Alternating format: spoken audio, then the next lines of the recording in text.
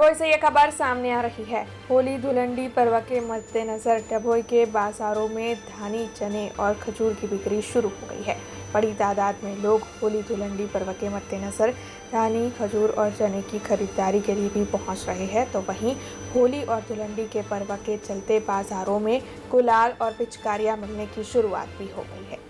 જે ગણતરીના દિવસ રહ્યા છે હોળી માતા માટે, તો ગરાકી બહુ જ ફૂલ છે। બજારમાં ધાણી, ચણા, ખજૂર, કોપરા બધું વેચાઈ રહ્યું છે।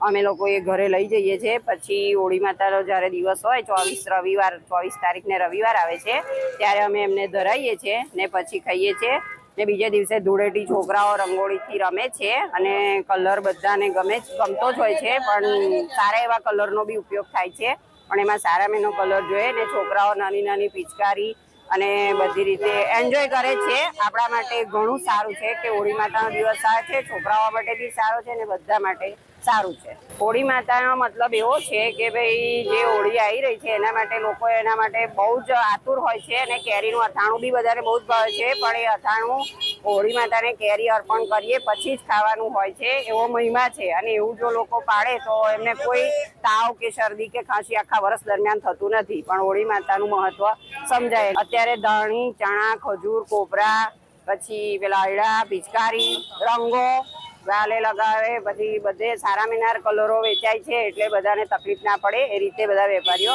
ધ્યાન રાખી અને કરે છે। अब खबरों से लगातार अपडेट रहना हुआ आसान। BRG न्यूज आपके मोबाइल स्क्रीन पर। आज ही BRG न्यूज की mobile app Google play store और ऐप स्टोर से डाउनलोड करें और खबरों से लगातार जुड़े रहें।